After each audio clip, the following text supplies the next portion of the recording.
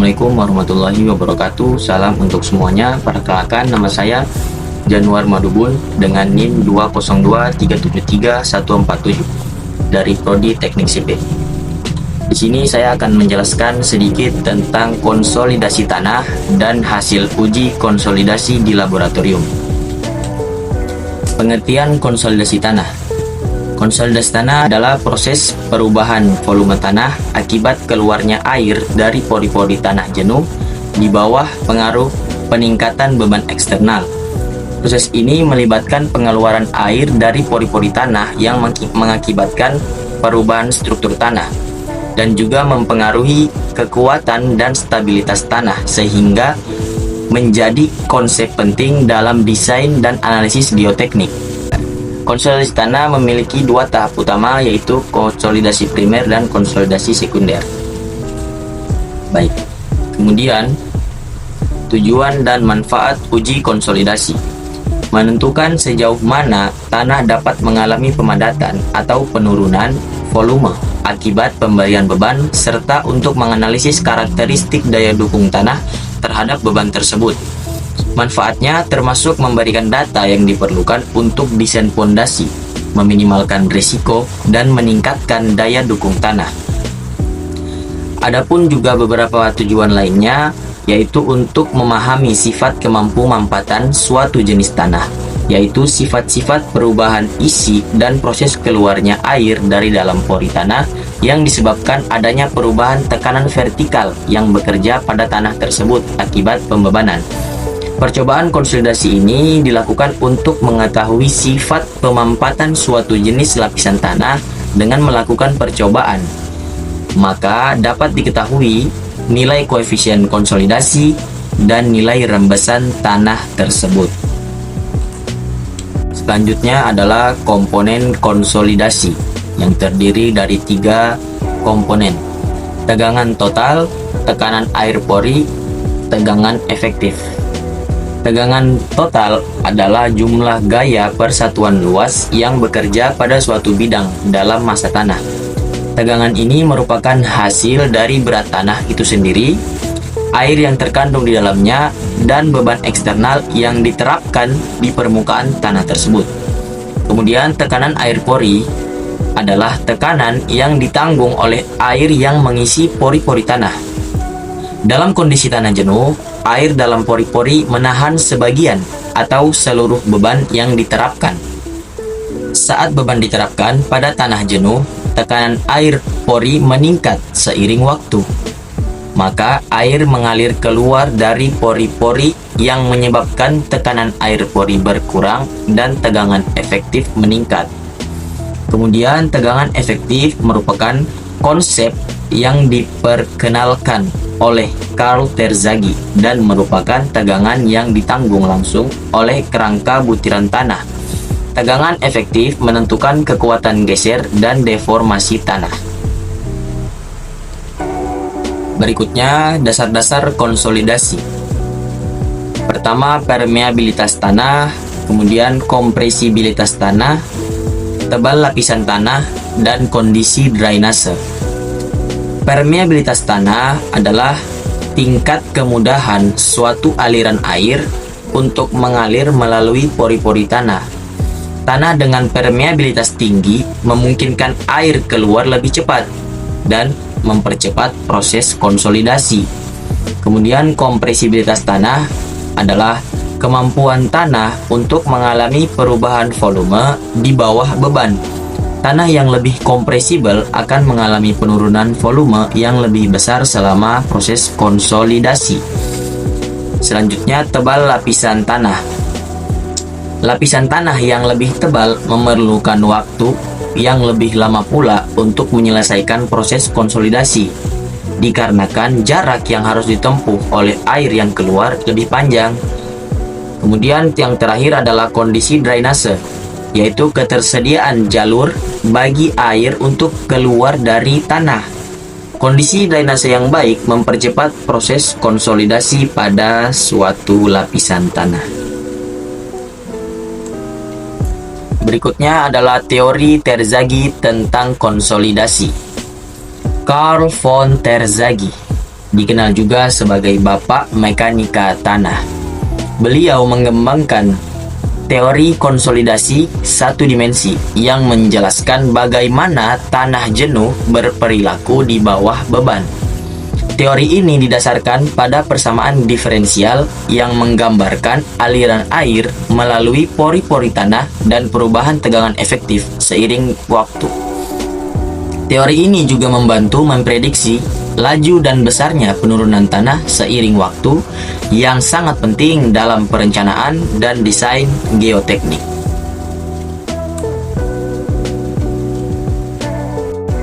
Berikutnya adalah ilustrasi proses konsolidasi. Kita bisa melihat pada gambar ini ada beban, butiran-butiran tanah, dan air. Pada pola kedua, saat beban diterapkan, air di dalam pori-pori tanah langsung menahan beban tersebut. Hal ini menyebabkan tekanan air pori meningkat tajam. Akan tetapi, tanah itu sendiri belum benar-benar menerima beban ini. Dengan kata lain, tegangan efektif tanah masih rendah. Setelah itu, karena tanah bukanlah material kedap air di dalam pori-pori mulai mengalir keluar melalui jalur drainase. Nah, selama air keluar, tekanan air pori ini perlahan menurun dan bebannya mulai berpindah ke butiran tanah. Apa yang terjadi selanjutnya? Seiring keluarnya air, butiran-butiran tanah mulai saling mendekat dan menyebabkan volume tanah mengecil. Biasanya kita sebut dengan penurunan tanah atau settlement. Proses ini disebut sebagai konsolidasi primer, dan inilah tahap yang paling signifikan dalam konsolidasi tanah. Setelah semua air pori keluar, penurunan tanah tidak langsung berhenti. Akan tetapi ada proses lanjutan yang dikenal sebagai konsolidasi sekunder. Proses ini terjadi karena butiran tanah mengalami deformasi plastis atau bisa dibilang penyesuaian struktur. Nah, proses ini berlangsung dalam waktu yang lama.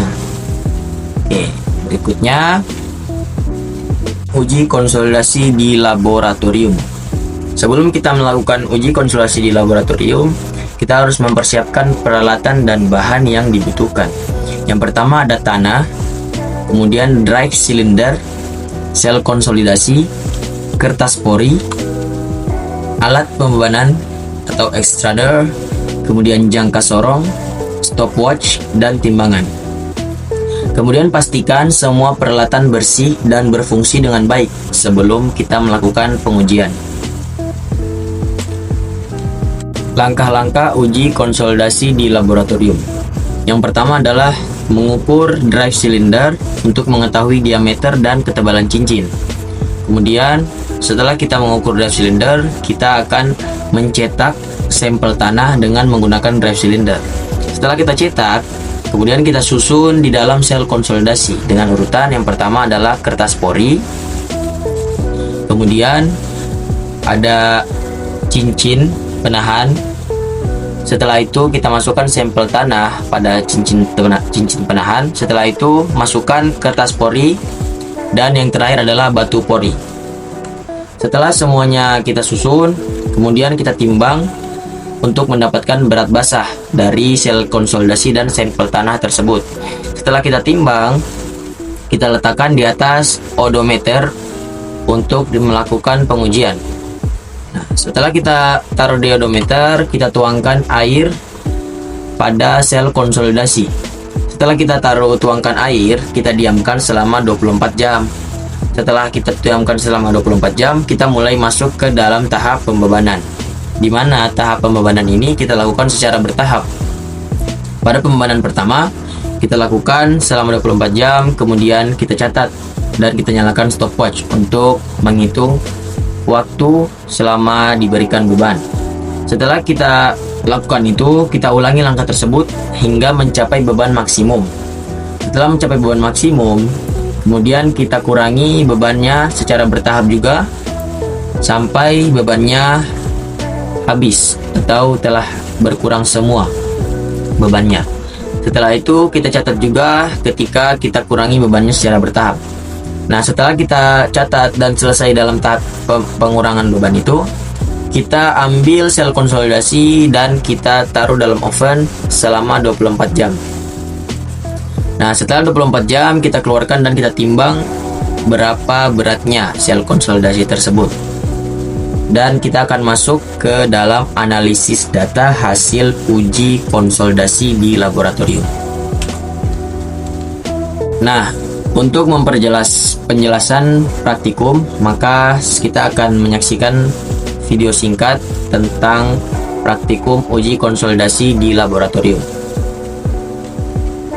Ukur drive cylinder untuk mendapatkan diameter dan ketebalan cincin. Berikutnya cetak sampel demikian. Masukkan sampel ke dalam sel konsolidasi dengan urutan batu pori. Kemudian pasang kertas pori, cincin penahan, dan masukkan sampel tanah ke dalam sel konsolidasi. Tutup bagian atas tanah dengan kertas pori dan batu pori. Kemudian timbang sel konsolidasi beserta tanahnya untuk mendapatkan berat basah. Tempatkan sel konsolidasi pada alat pembeban, jenuhkan dengan air suling, dan biarkan selama 24 jam. Setelah 24 jam, posisikan alat pembeban di atas sel konsolidasi dan posisikan dial getes pada posisi yang tepat dan set dial pada angka 1000. Pasangkan beban pertama, yakni 2 kg.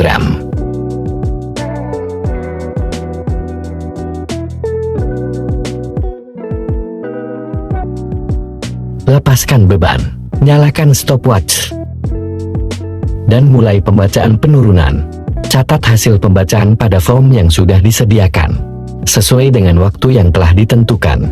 Setelah 24 jam, lanjutkan pada pembebanan berikutnya, dan catat hasil pembebanan pada form. Ulangi langkah tersebut hingga mencapai beban maksimum.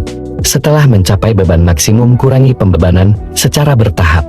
Catat pembacaan selama pengurangan beban untuk mengetahui pengembangan tanah yang terjadi. Setelah keadaan seimbang tercapai, keluarkan air dari sel konsolidasi dan biarkan selama 30 menit agar air dari batu pori dapat mengalir keluar. Masukkan sel konsolidasi ke dalam oven selama 24 jam. Setelah 24 jam, keluarkan sel konsolidasi dari dalam oven. Kemudian lakukan penimbangan untuk mendapatkan berat tanah kering.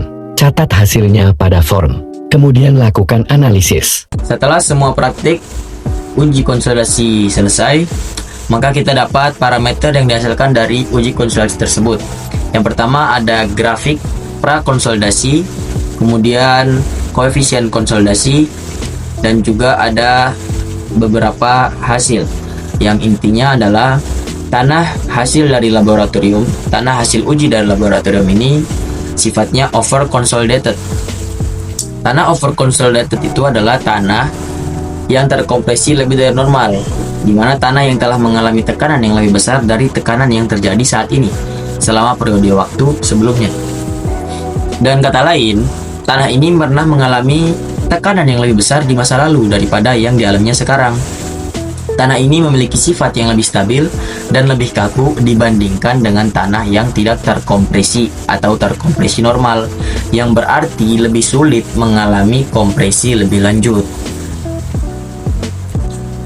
Kesimpulan dapat kita ambil dari uji konsolidasi, dia bisa memberikan beberapa informasi penting.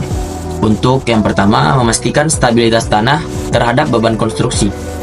Kemudian merancang fondasi yang sesuai dengan karakteristik tanah, lalu meminimalkan risiko deformasi atau kegagalan struktur akibat penurunan tanah, lalu mengoptimalkan waktu dan metode pelaksanaan konstruksi dengan memperhitungkan stabilitas tanah. Dengan hasil-hasil ini, keputusan perencanaan dan pelaksanaan konstruksi dapat dilakukan dengan lebih aman dan ekonomis. Ya. Baik, mungkin hanya itu yang dapat saya sampaikan mengenai penjelasan konsolidasi tanah dan uji konsolidasi di laboratorium. Mohon maaf bila ada kurang dan salah kata. Wassalamualaikum warahmatullahi wabarakatuh. Sampai jumpa di lain waktu.